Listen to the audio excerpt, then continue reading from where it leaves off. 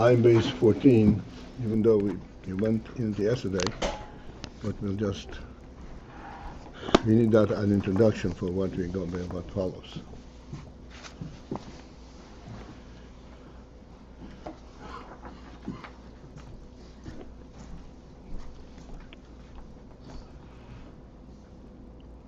The kav is that oil that goes through the rishima.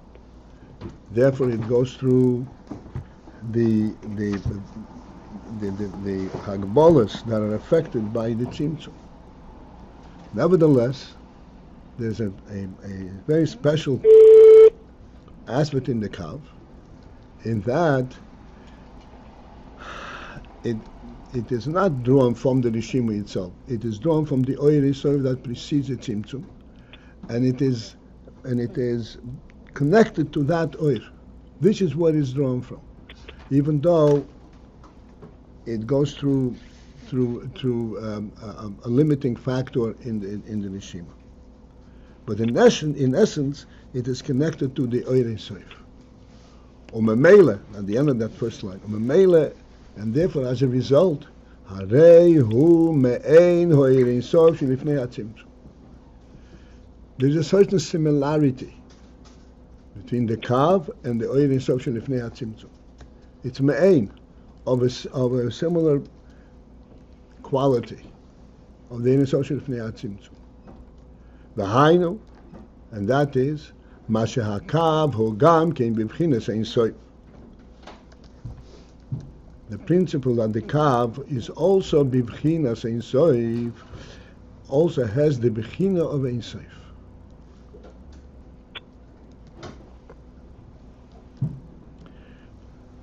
It has the so to speak, the inner qualities, the inner nature of Ein Sof. How is that? The hagam shebo b'chinas midu gvul adei nekudas harshimu. Although that it actually emanates in a form of midu gvul, in a very finite manner. And that is the effect of the rishimu that limits the oir, and therefore it emanates in a very definitive and unlimited fashion, as we discussed at length in these last 2 days. Nevertheless, hareyu gam kein b'bchinas ein sof. It nevertheless has also the aspect b'bchinas, the b'china of ein sof.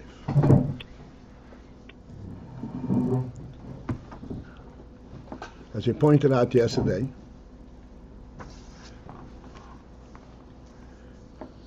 that the moshel for this is from our own very life. We have it in the neshama, it's mislabish in the guf, and therefore it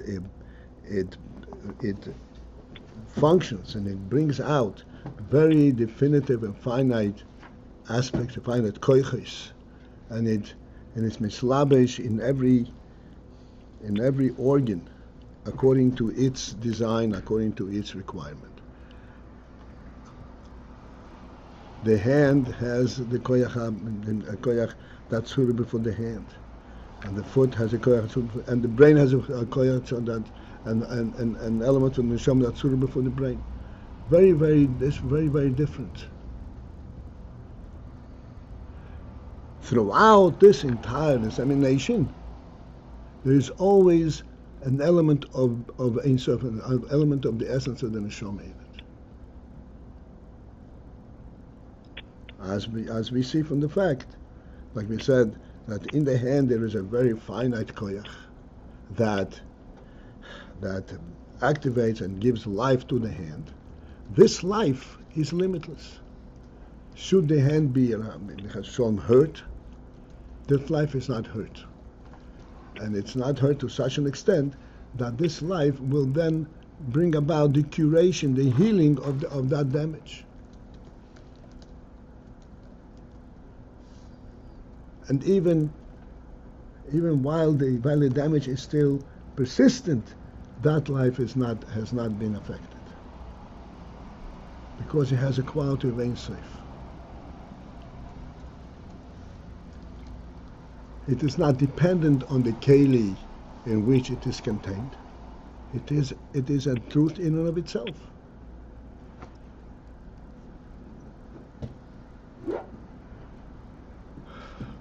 This means it has a quality of Ein Sof. And the same is in the Kav, even though it goes through the Rishim. And as we discussed at great length in this couple of days, that in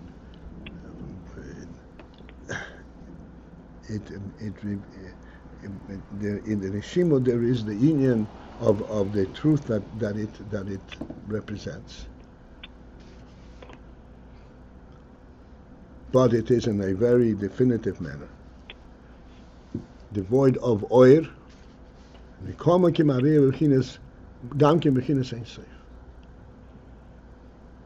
is nevertheless also the b'chinas Ein Sof and has the quality of Ein Sof.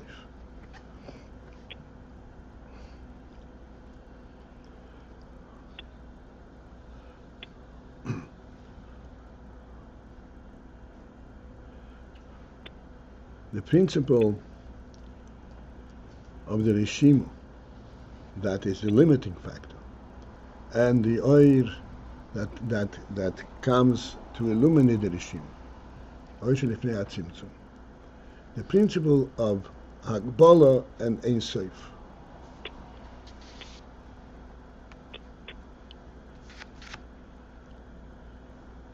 Nothing in an identifiable level, identifiable presence, is Ein Sof.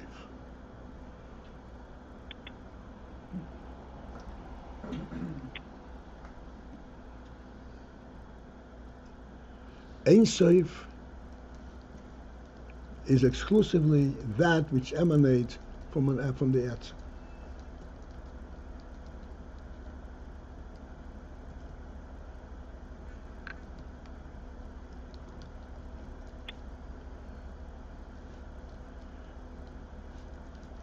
Because it emanates from the Etzem, we can't comprehend the principle of Ein Sof, but to demonstrate, to illustrate the points. It is not affected by any external effects. It remains what it is, just as it comes from the source.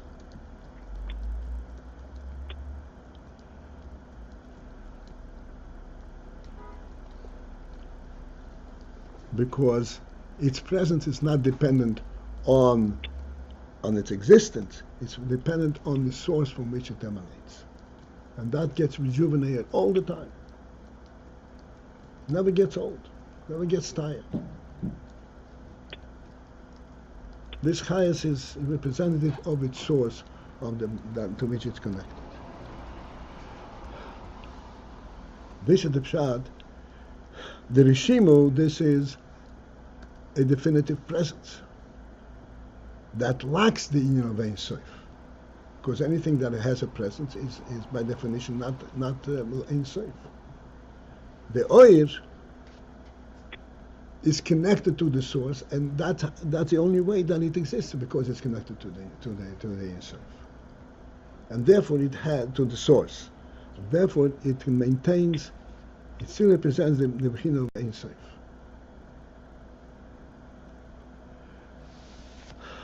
As we said in the Moshel before in Chayz and Nefesh, and this is the same thing is L'mayla. They said that the Kav had a gankim b'chinas Ein Sof, the and who the kosher lane who miyachid lane.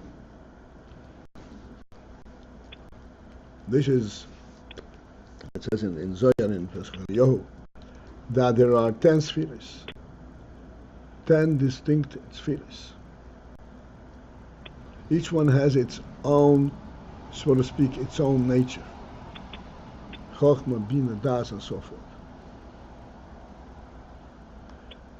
And then in that there is an oir. These are the kelim, so to speak. Then there's the oir. The oir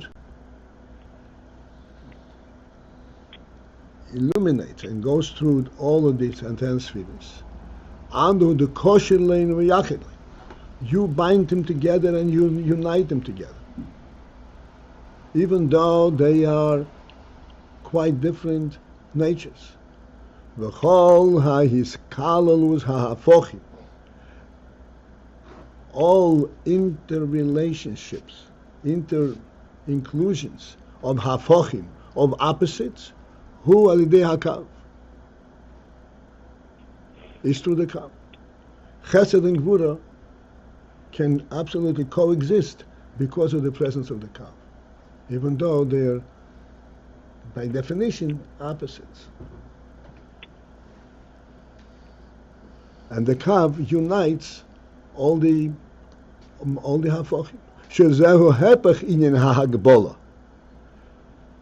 This principle that it unites opposites is the opposite of the principle of hagbola. Hagbola means this has this definition, this has this definition, and they stick within their parameters. And here, this kind of breaks through all the limits, all the boundaries, and they can not only coexist, but they can cooperate. This is due to an element that is bligvul. The hainu, and that is, how does this in fact come about? Mipnei shehu me'ein ho'erin soif shelifnei hatzimtzum. It is because shehu, that the kav is me'ein ho'erin soif, is of the element, and as so to speak, a subset of the Ein Sof Shelifnei HaTzimtzum, of the Ein Sof before the Tzimtzum.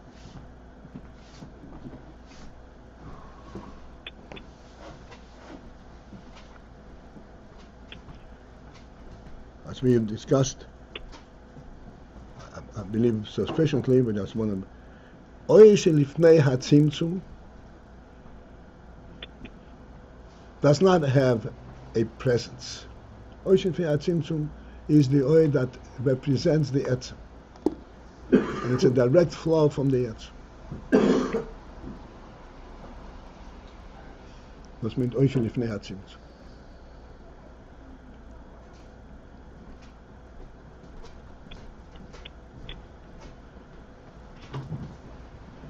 That oil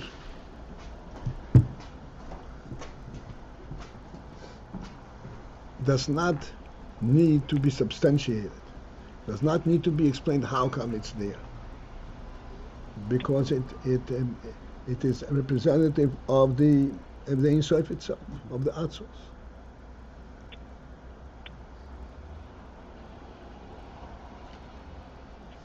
And it is known by virtue of its absolute reality, absolute truth. Like we quote from the Rambam, that the first principle is to know that there is a first being. How do you get to know the first being? How do you encounter the first being? You can't encounter the first being. Your knowledge of the first being is not by discovery. Your knowledge of the first being is because all knowledge, all existence is the first being.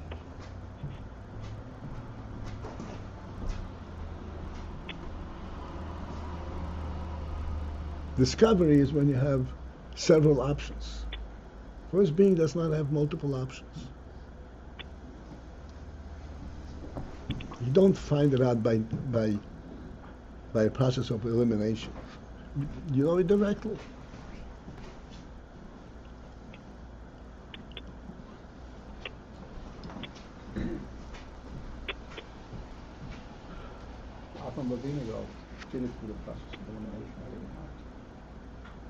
No, because you were here yesterday? Okay. Shows, right away. I'm not alone in that.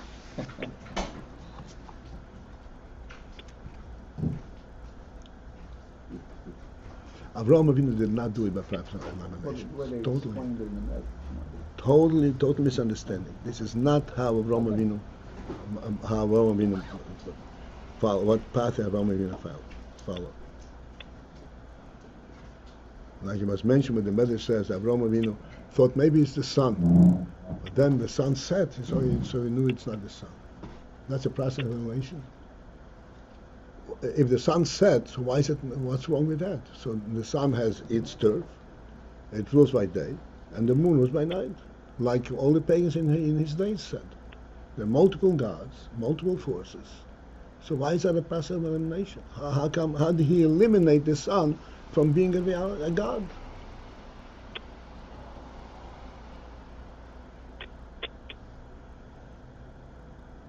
What's the answer?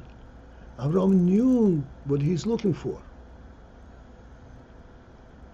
He knew exactly what he's looking for. Where do you find that which I'm looking for in this world? This is what he was searching. It has to be in this world. But I don't see it. It's not the sun, it's not the moon, it's not this, it's not that. And then he realized that this is the truth that permeates everything. This is the Beis and Bira. It's completely outside of the Bira. And this is the truth that permeates everything. This was not a process of elimination. He knew exactly what he was looking for. But Avraham Avinu, this was a special thing in Avraham Avinu. People asked me yesterday, there were tzaddikim before Avraham.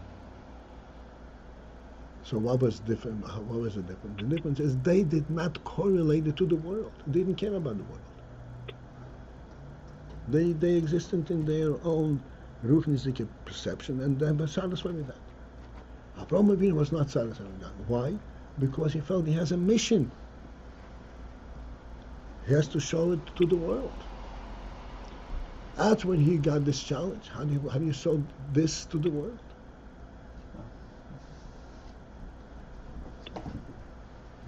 You did say nothing that can be identified is infinite.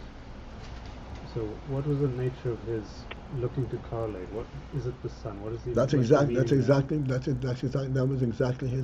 his perplexity, his dilemma.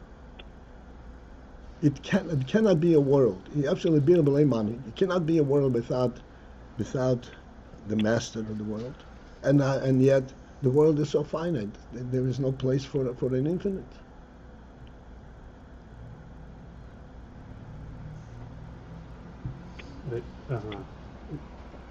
Is that just... So he wasn't thinking that the moon has perhaps an infinite quality to it. He's looking for the infinity that's represented by the moon.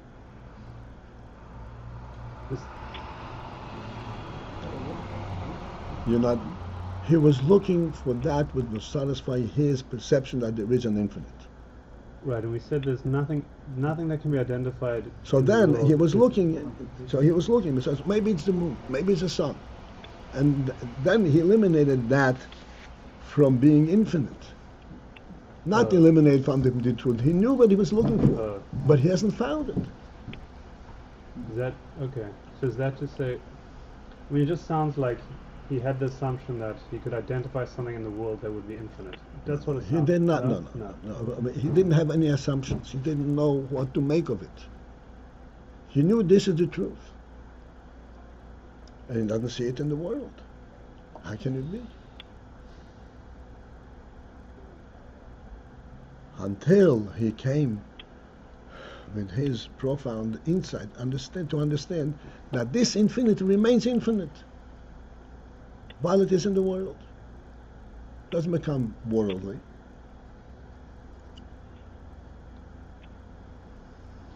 Including Kale Huh?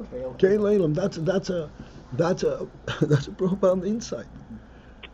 He knew what the truth that he's looking for, and now he has to find in the world, in the finite entities in the world, he has to find that truth. He's looking for it, then until he came to realize that truth remains the way it is, unaffected, and it is permeating the whole world.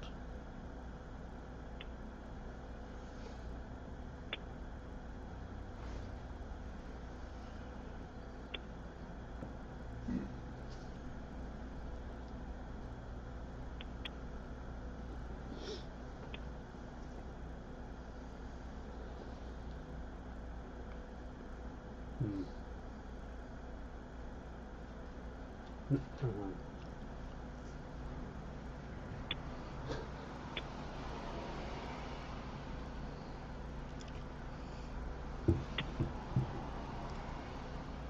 I guess it's wrong to read and say, it's wrong to think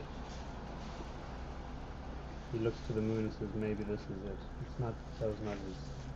Yeah, he looked to the moon and he thought maybe this is it.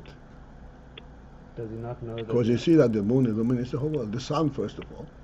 The sun illuminates the whole world and actually enlivens the whole world. I thought maybe that's the infinite element in the world. Even though he could identify it, he thought maybe it is the infinite one. What?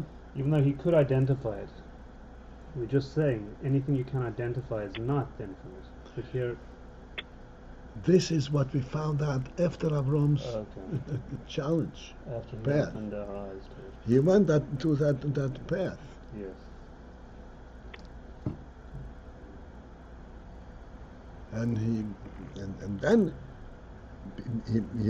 he came to the conclusion, no, there's no need to identify it. You cannot. Right. You cannot, and there's no need to identify it. The cannot is not an answer. Mm.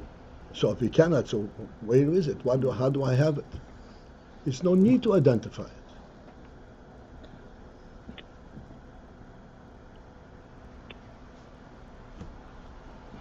It permeates everything, and it gives a presence to everything. What's a human being? His body or his neshama? What's a human being? What constitutes the human being? What makes him a human? What makes him real? The neshama or the goof? Both. Neshama and body.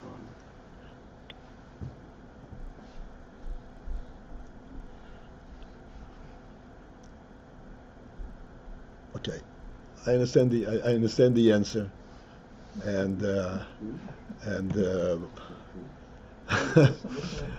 we because we know something more, we lose sight of something less.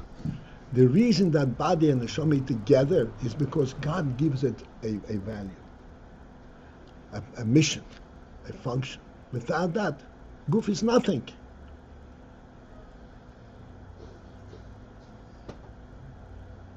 Goof is nothing. Goof has some kind of a existence, of persistence. Nothing. The neshama, take out the neshama in the goof, goes into nothing. The neshama is an eternal thing. What can the goof sense without the neshama? Zero. Does it make in the goof a difference whether he is whole or broken? It doesn't make a difference.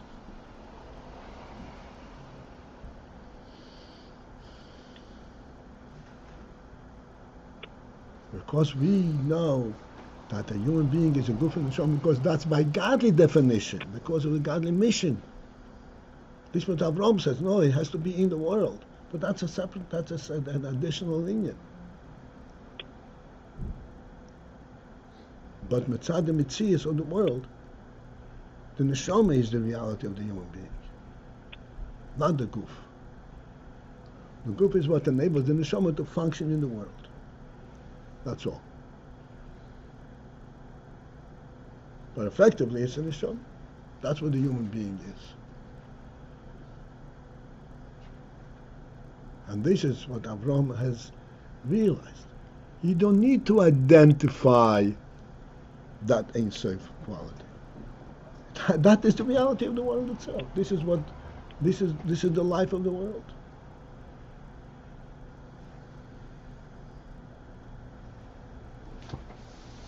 So what exactly did he understand from the outset? From the outset, he knew that there is a truth, an infinite truth, Motzorish, something that does not need to be created. That he knew inherently inside his neshama.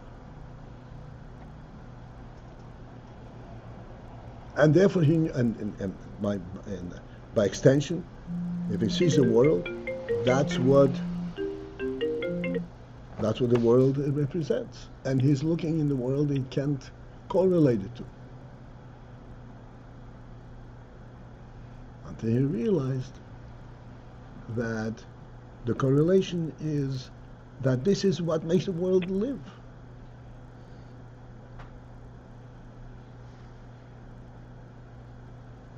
This that you're saying permeates the whole world. That's the Eibishter himself is not. You can't find him in the world, but his light, that which the highest that gives to the world. This is from the Eibishter.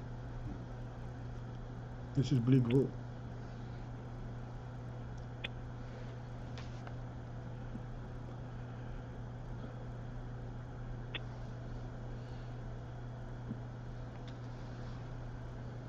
So the Kav retains the element of Ein Sof because it retains its connection to Atzmos, to the source.